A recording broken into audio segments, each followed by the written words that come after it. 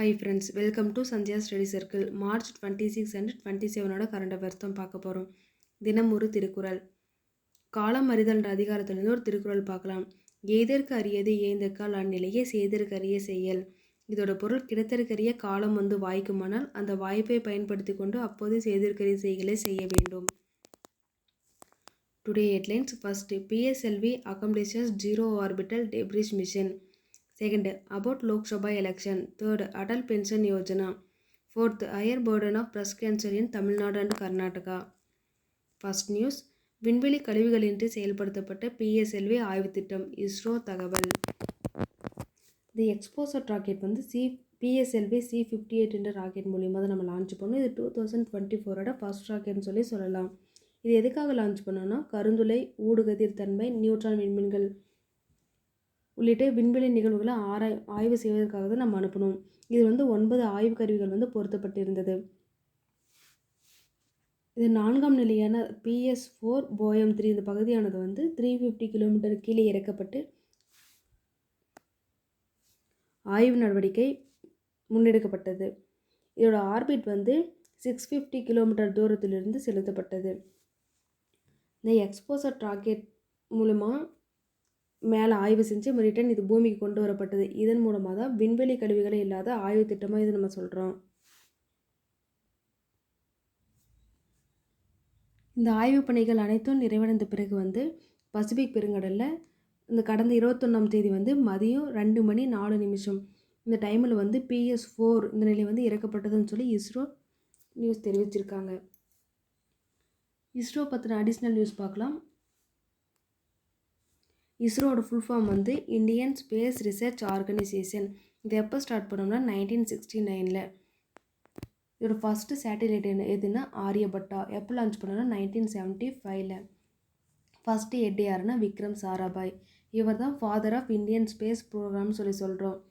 இஸ்ரோவோட head quarter எங்கே இருக்குன்னா பெங்களூர். நம்ம சேட்டிலைட்டில் எங்கேருந்து லான்ச் பண்ணுறோன்னா ஸ்ரீஹரிகோட்டா, அதாவது சதீஷ் தவான் ஸ்பேஸ் சென்டர் எங்கே இருக்குன்னா ஆந்திர பிரதேஷ். அதே விக்ரம் சாராபாய் ஸ்பேஸ் சென்டர் எங்கே இருக்குன்னா திருவனந்தபுரம். நம்ம தமிழ்நாட்டிலையும் சேட்டிலைட் லான்ச் பண்ணுறோம். அதாவது பிலோ 500 kgக்குள்ளே இருக்க சேட்டிலைட்டு லான்ச் பண்ணுறோம். எங்கன்னா திருநெல்வேலி, குலசேகரப்பட்டினம். SSLV இதோட full form small satellite launch vehicle. இது பிலோ 500 kgக்குள்ளே இருக்க ராக்கெட்டை எடுத்து செல்லும். Next PSLV polar satellite launch vehicle. இது பிலோ 1750 கிலோகிராம் இருக்கிற சேட்டிலைட்டை எடுத்துகிட்டு போகும். Next GSLV geosynchronise satellite launch vehicle. இது பிலோ 4000 kgக்குள்ளே இருக்க ராக்கெட்டை எடுத்து செல்லக்கூடியது.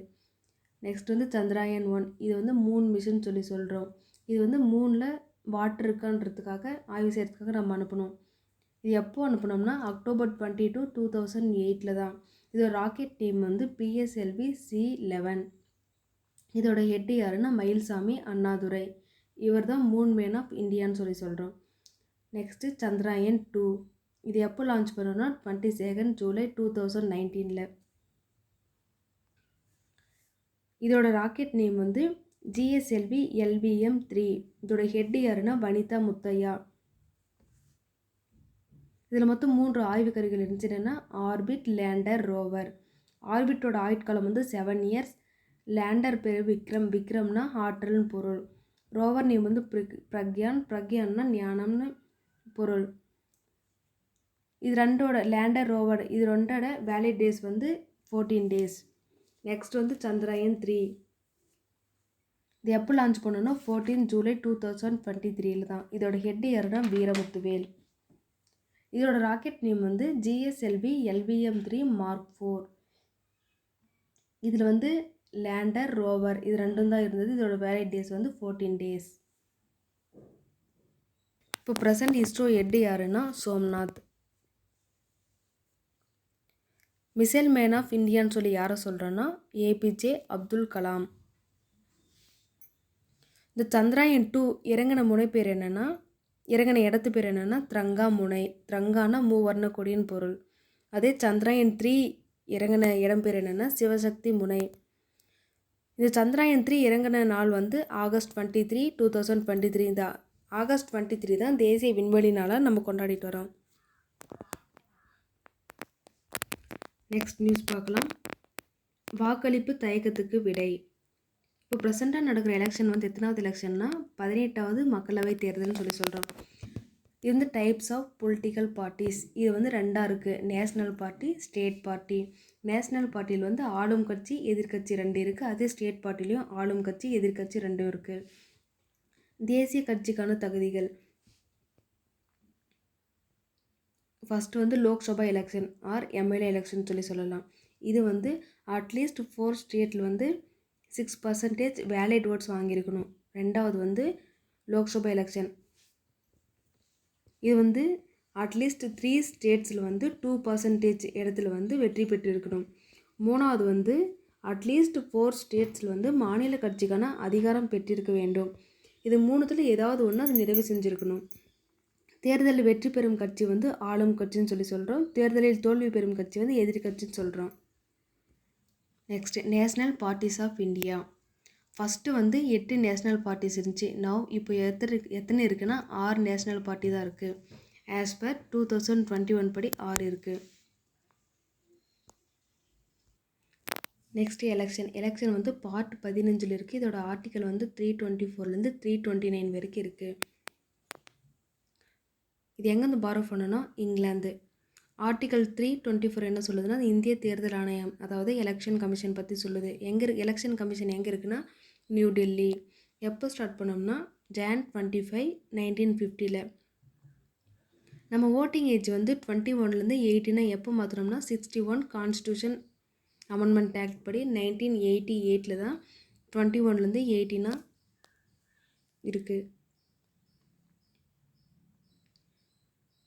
1993 1+2, அதாவது ஒரு தலைமை தேர்தல் ஆணையர் +2 தேர்தல் ஆணையர் என 3 உறுப்பினர்களாக இருக்குது. அப்போ இருந்து மல்டி மெம்பர் பாடியாக இருக்குது நம்மளோடது. நெக்ஸ்ட் ஹெட் ஆஃப் தி கவர்மெண்ட்னு யாரை சொல்கிறேன்னா பிரைம் மினிஸ்டர்.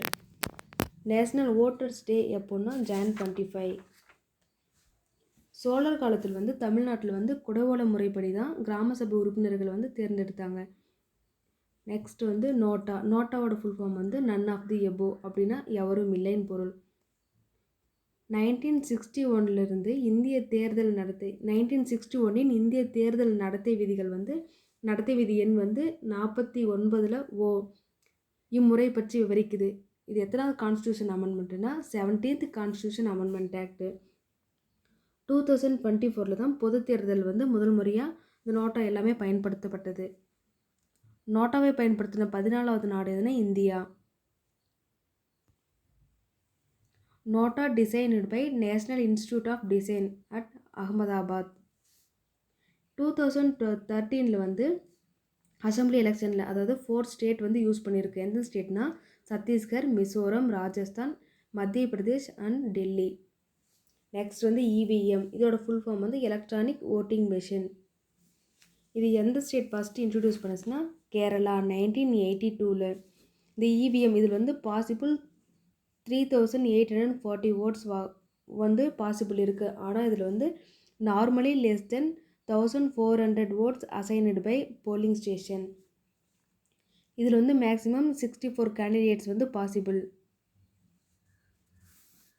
நெக்ஸ்ட் வந்து விவிபிஏடி. இதோட ஃபுல் ஃபார்ம் வந்து vote verifiable paper audit trail. அப்படின்னா வாக்காளர் சரிபார்க்கும் காகித தணிக்கை சோதனை.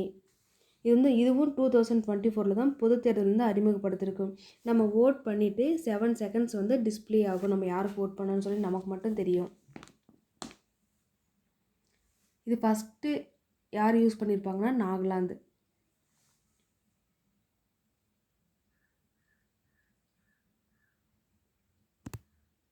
இது வந்து 2014 தான் இந்தியாவில் எல்லா ஸ்டேட்டும் எலெக்ஷனில் பயன்படுத்தியிருப்பாங்க. மக்களாட்சியில் வந்து எதிர்கட்சியின் பங்கு என்னென்னா கேபினட் அமைச்சர் பதவி பெறுறாங்க. அப்புறம் மத்திய கண்காணிப்பு ஆணையத்தின் தலைவர் ப்ளஸ் உறுப்பினர்கள் இவங்களை தேர்ந்தெடுப்பதில் வந்து முக்கிய பங்கு வகிக்கிறாங்க. நெக்ஸ்ட் வந்து பொது பணத்தை ஆய்வு செய்கிறாங்க. அழுத்த குழுக்கள் அப்படின்னு எது சொல்கிறேன்னா வணிக குழுக்கள், தொழிற்சங்கங்கள், விவசாய குழுக்கள், தொழில்முறை, மாணவர்கள் அமைப்பு, மத அமைப்பு, பழங்குடி அமைப்பு, மொழி குழுக்கள், கோட்பாடு அடிப்படை குழுக்கள், சுற்றுச்சூழல் பாதுகாப்பு குழுக்கள். இந்த அழுத்தக்குழுக்களோட செயல்பாடுகள் என்னென்னா அரசியல் பங்கேற்பு, கல்வி.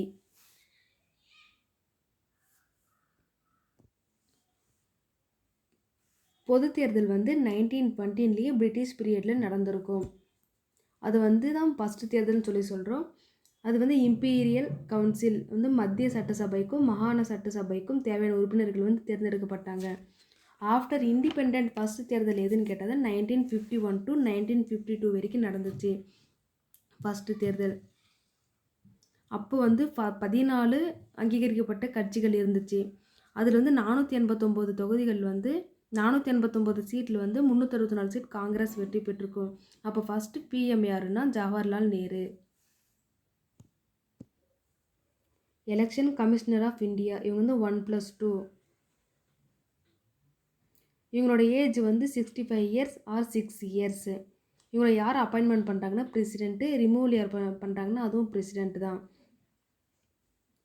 சீஃப் எலக்ட்ரல் ஆஃபீஸர் இவங்களை யார் அப்பாயின்மெண்ட் பண்ணுறாங்கன்னா பிரசிடென்ட்டு. ரிமூவலும் பிரசிடென்ட்டு தான்.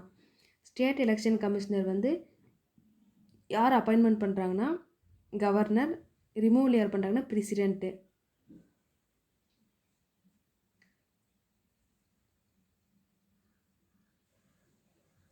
இவங்களோட இயர்ஸ் வந்து 2 இயர்ஸு தான். ஆனால் இவங்க வந்து 2 வருஷத்துக்கு ஒரு டைம் வந்து யாருனாலையும் மாறிக்கலாம். அது மாதிரி 3 டைம், அதாவது 6 வருஷம் வரைக்கும் மாறிக்கலாம்.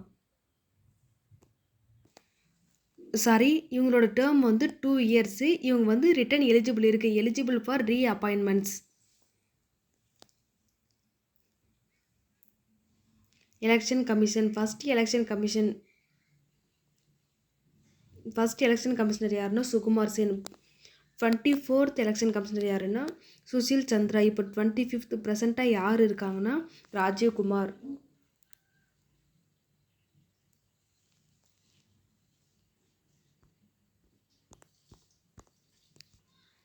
நெக்ஸ்ட் வந்து additional news. EVM electronic voting machine இது வந்து ஃபஸ்ட்டு எந்த ஸ்டேட் இன்ட்ரடியூஸ் பண்ணி சொல்லணும்னா கேரளான்னு சொல்லி சொன்னால் எப்போனா 1982. அதே 1989 பாலிசி ஆஃப் இவிஎம். 1989 தான் ஜென்ரல் எலெக்ஷன், அதாவது மத்திய பிரதேஷ், ராஜஸ்தான், டெல்லி இந்த 3 ஸ்டேட்டும் யூஸ் பண்ணியிருக்கோம். 1999 கோவா வந்து ஃபஸ்ட் டைம் யூஸ் பண்ணியிருக்கோம். அதே 2003 வந்து all MLA, 2004 all LS. Next news Atal ஓய்வூதிய திட்டம். இது வந்து அமைப்புசாரா தொழிலாளர்களுக்கு வந்து 60 வயது 60 வயது முடிஞ்சதுக்கப்புறம் ஓய்வூதியம் வழங்குவதற்காக இத்திட்டம் தொடங்கப்பட்டது. இது வந்து 18 வயசுலேருந்து 40 வயசு வரைக்கும் இருக்க ஒவ்வொருத்தரும் வந்து இத்திட்டத்தில் இணைந்து மாதத்தவணைன்னு நம்ம குறிப்பிட்ட தொகையை செலுத்தினோம்னா நமக்கு 60 வயசு பூர்த்தி அடைந்ததுக்கப்புறம் நம்ம செலுத்தின தொகையை குறைஞ்சபட்சமாக 1000, 2000, 3000, 4000, 5000 சொல்லி மாதம் நமக்கு ஓய்வூதியமாக நமக்கு வரும். அப்படி பெறுவதற்காகவே திட்டம் வந்து போட்டிருக்காங்க. நெக்ஸ்ட்டு தமிழகம், கர்நாடகத்தில் மார்பக புற்றுநோய் பாதிப்பு அதிகம். ICMR. இது வந்து 2016 படி 1,00,000 பெண்களுக்கு, அதாவது 21.6 விகிதமாகவும் 2018 வந்து 25.9 விகிதமாகவும் இருக்குது இந்த கேன்சர். இந்த கேன்சர் பற்றின படிப்பு வந்து ஆன்காலஜின்னு சொல்லி சொல்கிறோம். ஆன்கோனா கட்டின் பொருள். கட்டுப்பாடற்ற அபரீதமான செல் பிரிதல் தான் புற்றுநோய்னு சொல்லி சொல்கிறோம். இது வந்து அருகிலுள்ள திசுகளுக்கு ஊடுருவி கட்டிகள் உருவாகுது. இது பேர் என்ன? நியோபிளாசம்னு சொல்லி சொல்கிறோம். இந்த நிகழ்வுக்கு பேர் என்னென்னா மெட்டாஸ்டாசிஸ். இந்த புற்றுநோய் வகைகள் வந்து 3 விதமாக இருக்குது. ஃபஸ்ட்டு வந்து கார்சினோமா, செகண்டு சார்கோமா, தேர்டு வந்து லியூகேமியா. இந்த கார்சினோமான்றது வந்து எபித்திலியம் மற்றும் சுரப்பிகளின் திசுகளில் உருவாகுது. இவ்வகை புற்றுநோய் வந்து தோல், நுரையீரல், வயிறு, மூளை போன்ற ஆகியவற்றில் வந்து ஏற்படுது. இது வந்து 85% வந்து 85% புற்றுநோய் வந்து இந்த வகையை தான் சார்ந்ததுன்னு சொல்லி சொல்கிறாங்க. செகண்ட் வந்து சார்கோமா. இது வந்து இணைப்பு மற்றும் தசை திசுக்களில் தான் அதிகமாக உருவாகுது. இது வந்து எங்கெங்கன்னா எலும்பு, குருத்தெலும்பு, தசை நாண்கள், அடிப்போஸ் திசு, தசைகள் ஆகியவற்றில் வந்து ஏற்படுது. இந்த புற்றுநோயோட வந்து 1% தான் இந்த வகையை சார்ந்ததுன்னு சொல்றாங்க. தேர்டு வந்து லியூகேமியா. இது வந்து எலும்பு மஜ்ஜை மற்றும் நிணநீர் முடிச்சுகள் வந்து இரத்த வெள்ளையணுக்களின் எண்ணிக்கையை வந்து அதிகரிக்குது. இது வந்து அதிகமாக 15 வயதுக்கு குறைவான குழந்தைகளில் தான் இந்த பாதிப்பு அதிகமாக ஏற்படுத்துது. புற்றுநோய் உண்டாக்கும் காரணிகள் என்ன சொல்கிறோன்னா கார்சினோஜென்கள்னு சொல்கிறோம். இது வந்து இயற்பியல் காரணி, வேதியியல் காரணி, கதிர்வீச்சு மூலிமா இல்லை உயிரியல் காரணியாக ஏற்படுது. இது இயற்பியல் காரணிகள் என்னென்னா அதிகளவு புகைப்பிடிக்கிறதுனாலையும் நுரையீரல், வாய்க்குழி, தொண்டை மற்றும் குரல் வலை புற்றுநோய் உருவாகுது. அதே வெற்றிலை, புகையிலை மெல்றதுனால வாய் புற்றுநோய் ஏற்படுத்துது. தோலின் மீது படும் அதிக சூரிய ஒளியினால் வந்து தோல் புற்றுநோய் ஏற்படுது. இதே வேதியியல் காரணி என்ன சொல்கிறேன்னா புகையிலை, காஃபி, நிலக்கரி மற்றும் எண்ணெய் ஆகியவற்றை எரிக்கிறதுனால உருவாகும் பொருட்கள் வந்து பூச்சிக்கொல்லி, கல்நார், நிக்கல், சாயங்கள், செயற்கை இனிப்பூட்டிகள் போன்றவை வந்து புற்றுநோயை தூண்டுகின்றன. நெக்ஸ்ட் வந்து கதிரியக்கம். இந்த எக்ஸ் கதிர்கள், காமா கதிர்கள், அப்புறம் அயனியாகாத கதிர்வீச்சுகள், யூவி கதிர்கள், இது வந்து டிஎன்ஏவே பாதிப்புக்குள்ளாக்கி புற்றுநோயை உண்டாக்க வழிவகுக்குது. உயிரியல் காரணிகள் என்னென்னா புற்றுநோய் உண்டாக்கும் வைரஸ்கள் வந்து ஆன்கோஜெனிக் வைரஸ்ன்னு சொல்கிறோம். இந்த புற்றுநோய் சிகிச்சையை பல வகையில் மேற்கொள்ளலாம். இது வந்து அறுவை சிகிச்சைனா அந்த அந்த புற்றுக்கட்டிகள் வந்து அறுவை சிகிச்சை மூலிமா நீக்கலாம். அருகிலுள்ள செல்களுக்கு பரவாமல் தடுக்கலாம். நெக்ஸ்ட் வந்து கதிரியக்க சிகிச்சை. சுற்றியுள்ள செல்களை பாதிக்காமல் புற்றுநோய் செல்களை மட்டும் கதிர்வீச்சு மூலிமா அழிக்கலாம். நெக்ஸ்ட் வந்து வேதி மருந்து சிகிச்சை. இது வந்து கீமோதெரப்பின்னு சொல்கிறோம்.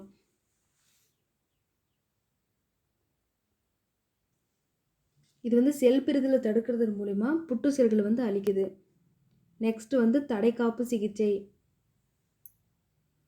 இன்டர்ஃபெரான்கள் தடைக்காப்பு மண்டலத்தை தூண்டுவதன் மூலமா கட்டிகளை அழிக்குது.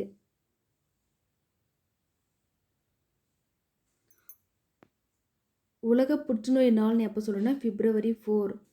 அதே தேசிய புற்றுநோய் விழிப்புணர்வு நாள் எப்போனா November 7.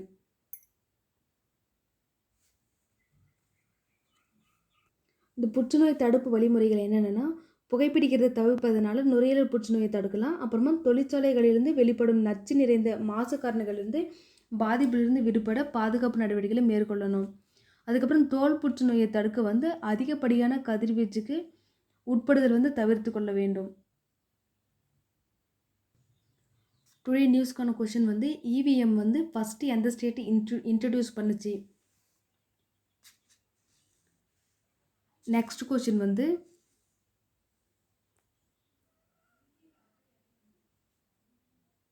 எலும்பு குருத்தெலும்புகளில் உருவாகும் புற்றுநோய் பெயர் என்ன? Thank you friends.